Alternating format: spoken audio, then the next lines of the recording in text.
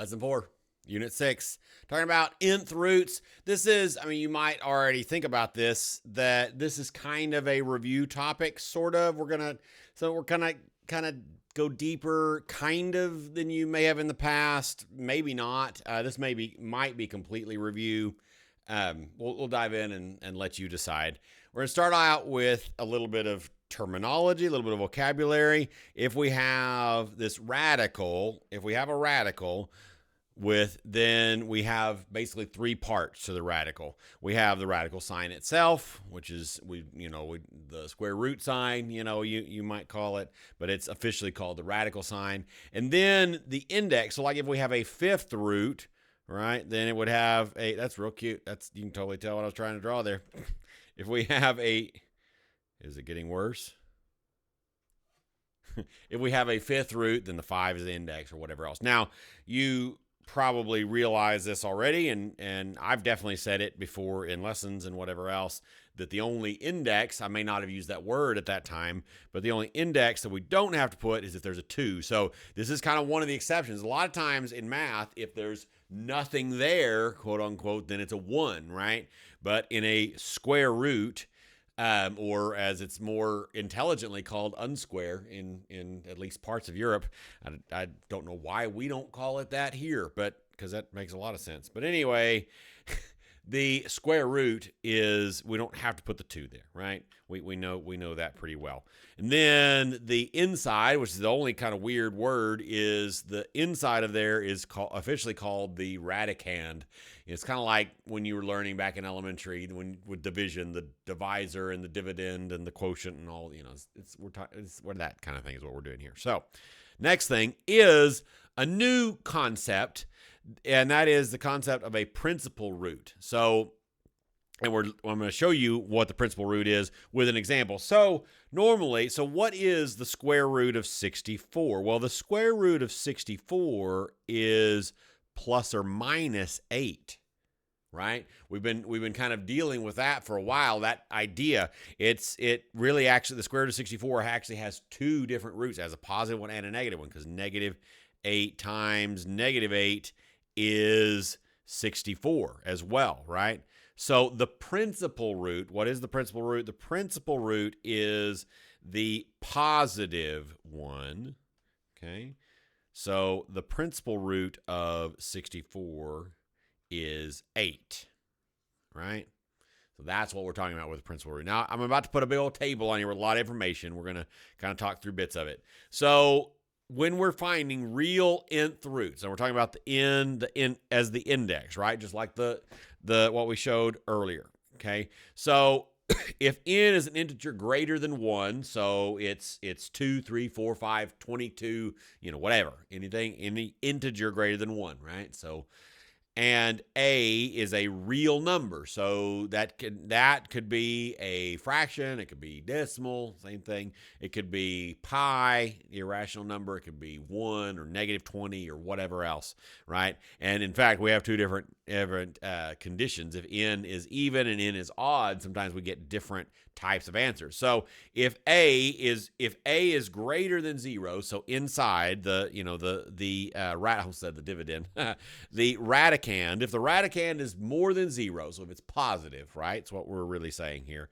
If it's positive, then and n is even, then it's going to have one unique positive, one unique negative, just like what we saw earlier. It's going to have plus or minus the nth root of a is going to be the answer. And we already learned our new term, that the positive root is called the principal root, but it has 2 roots. But if n is odd, so the third root, cube root, or the 5th root or 7th root or whatever, then it has only 1 unique positive, and it doesn't have any negative real roots, right? So if a is positive and n is odd, then a has a positive answer, right? And that's just the answer, right? So if a is less than 0, so a is negative, right? That's what we're talking about. We may even add to mine. You can add to your notes if you want to. It's like a positive symbol and a negative symbol along with those, just because that's really what we're saying. This is just right? The math way of saying that, right? So if a is negative, it doesn't have any real roots, right? So we're talking about like example of the square root of negative 25. It doesn't have any real roots, right? But it does have one. No, it does have. It's not in this chart. Sorry, distracted. It does have two imaginary roots, right? In this particular case, but it doesn't have any real roots, and that's what this table is all about, right? So that's kind of what we're talking about there. So if the n is odd, so cube root or whatever, then it has no positive roots and one negative root. So, like for example, it's be real time, apparently. I thought I turned my phone on silent, but I'll pause and take a be real because I have that capability. All right, be real taken and back to work. All right, so where were we? We were at 0 positive and 1 negative real one. And then the last row is kind of the most obvious, right? If a is 0, so the whatever root of 0, whether n is even or odd, the answer is 0, right? The nth, because 0 times 0 times 0 to the infinity is still 0, right? And so that's why that one works. Let's do some examples with like some stuff to do. Let's just quit talking about just stuff and do something with it. So we're going to simplify these here dudes, right? So we're going to start by simplifying plus or minus 16y to the 4th, the square root of it. So what can we do to simplify? Well, the first one is pretty easy, right? The first one is pretty straightforward because the square root of 16 is 4, right? So that's easy peasy. I'm gonna go to the left first. I'm gonna try to hopefully be able to keep all these problems on here and not make it be a giant mess.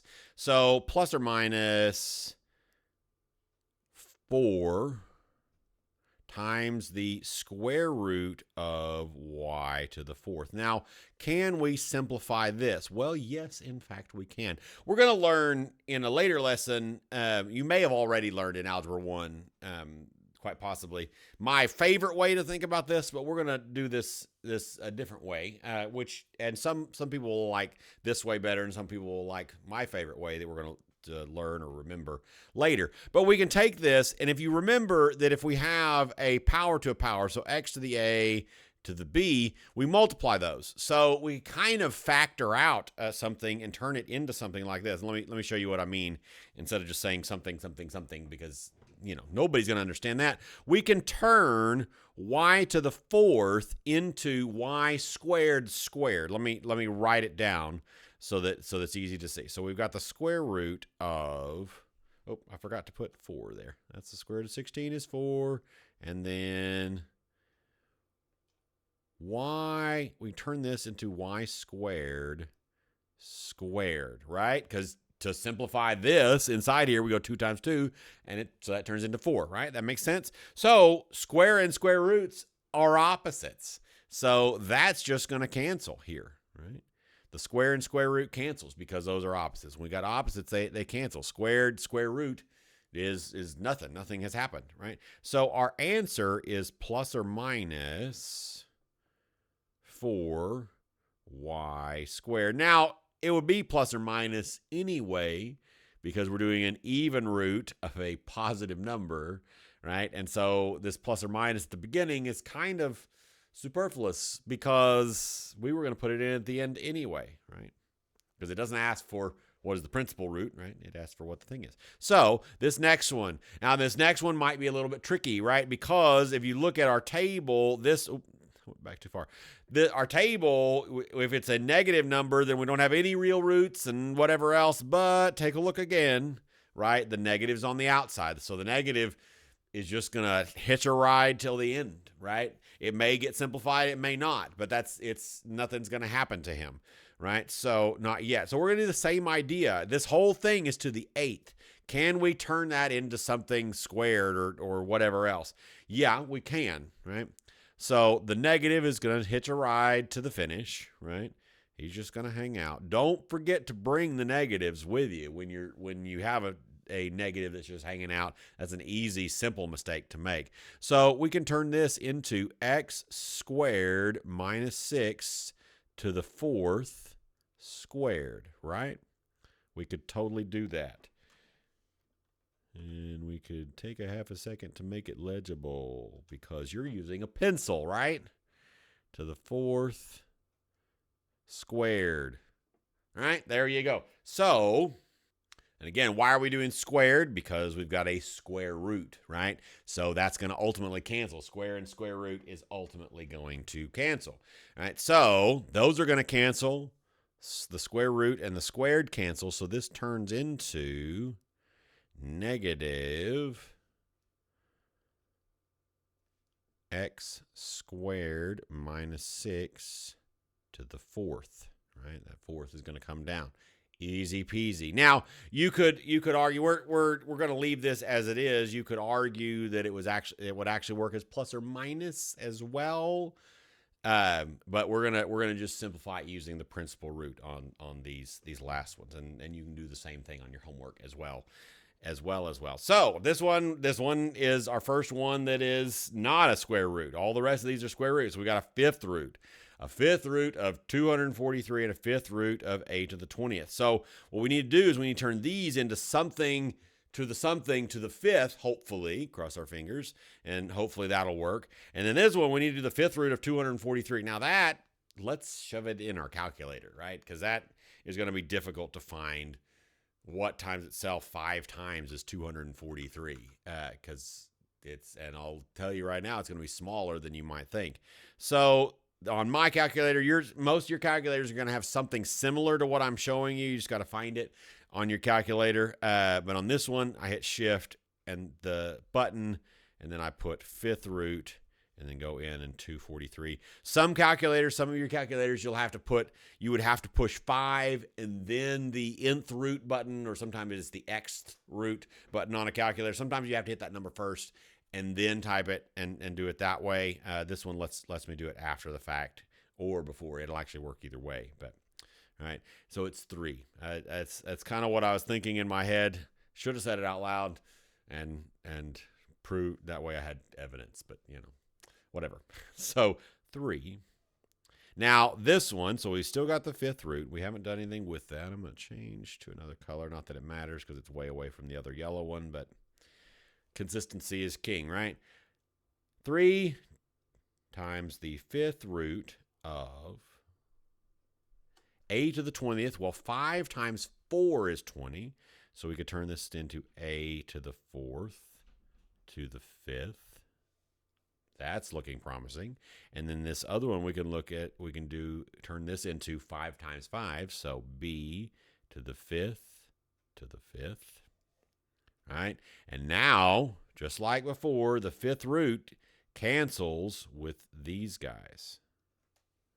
Right. Now, I realize as I look at this that I should probably go one step further just to make sure you're understanding what's going on. It's like, how does it cancel with both? Well, remember, if we have like a root and we have of a times b, we can split that into the square root of a times the square root of b, which also applies to other nth roots, so fifth roots included. So you can be fine if you understand what you're doing to just jump straight to where I was about to try to jump to. But for the sake of discussion and clarity, we can split this into the fifth root of a to the 4th to the 5th times the fifth root of b to the 5th to the 5th. Right? So and then when we split that up, you can see really clearly this fifth root cancels with that fifth. This fifth root cancels with that fifth, right? Easy peasy. So this ultimately turns into 3a to the 4th, b to the 5th. Right? So Next one here. Next one here is we've got now this one is kind of important, right? So this one, if you take a look at it, we've got a n being even. N is even because it's a 2, right? And a is negative. So in our chart, you'll remember, you can look at your chart that's still on your paper, that this has no real solutions, right? No real answers. But you and I both know a way to deal with that at this point. So it doesn't have any real answers, but it has an imaginary one, or 2 to be specific, right? Imaginary numbers in solutions typically always come in pairs, right? So we can split this and we can pull an I out to begin with, right? So let's do that. So we'll pull an I out and turn this into I times, and I'm going to go ahead and do, I'm tempted to just write 4I, but I'm going to write it all the way out just for the sake of clarity and all of those things. So times the square root of 16. Now this I am going to go ahead and do now because we've got a square root, so we need to turn this into something to the something squared, right? Both of these, if possible. And it may not be possible. You know, you may end up having a radical left in your answer, right? But if it is possible, that's what we want. So we can turn this into x squared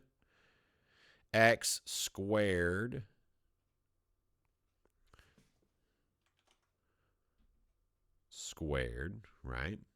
And then we can turn this one into y to the 4th squared, because 4 times 2 is 8 and 2 times 2 is 4, right? That's what we're doing. So now we can just do some simplification. So the squareds are going to cancel with the square root. We just saw, I'm going to not going to do this intermediate bit here and split it. I'm just going to, because I've got evidence that it works right over here.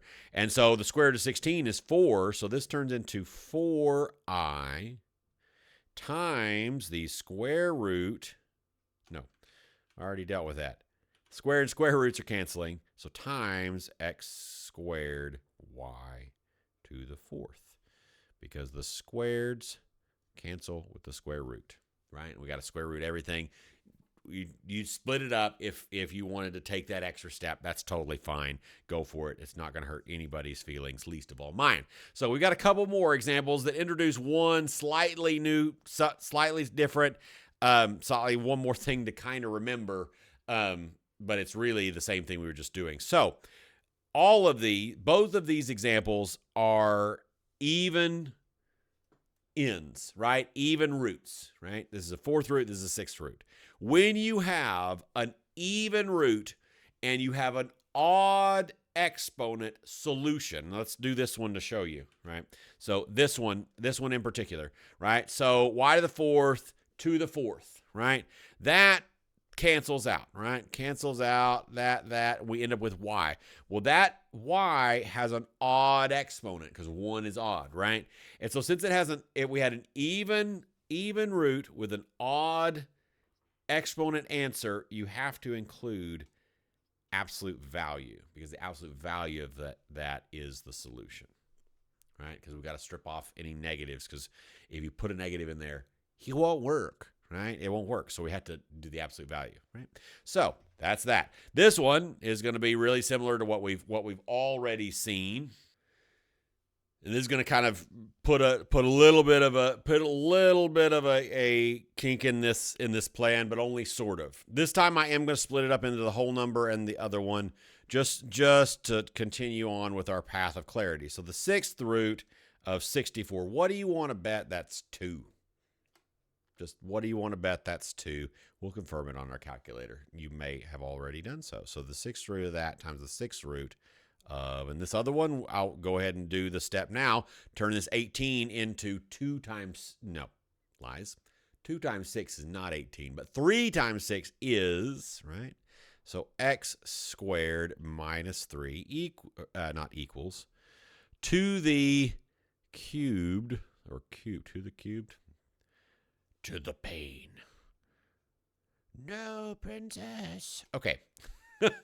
Cubed to the 6th, because 3 times 6 is 18, right? So this first one, the 6th root of 64 is 2. We'll prove it to you on here, and we're going to go the 6th root of, oh, just kidding. I thought I could do either one on this calculator. Just kidding. You do have to do, on this particular calculator, you do have to hit that first. Again, your mileage might vary depending on your calculator. That, and we're putting in 64. Enter 2. What do you know? Okay, so 2. Now, this, we do not have to put an absolute value on the 2. Why not? Because 2 can't be anything other than 2. 2 is already positive, so it's fine we don't put the absolute value on that part. Now, this one, we are going to have the absolute value because we've got a cube root here. And the reason, I should note, why you have to do this with odd exponents only is because odd exponent answers can end up with a negative thing. Like if I put -5 in here without the absolute value, it's -5. And this one, like if it was a square root, it would take care of the negative because anything raised to an even power always comes out positive, right? We've kind of seen that and reviewed that recently. So that's why it has to, for an odd power here. So if you end up with an odd power answer from an even root, you have to do the absolute value. And that, believe it or not, is that. That's it for this lesson. Good to go. Hope you're having a good day, night, evening, morning, whatever else. 3 o'clock in the morning when you crazy people do your math, whatever's going on. I'll see you in class if you're one of my students. If not, thanks for joining us. Bye-bye.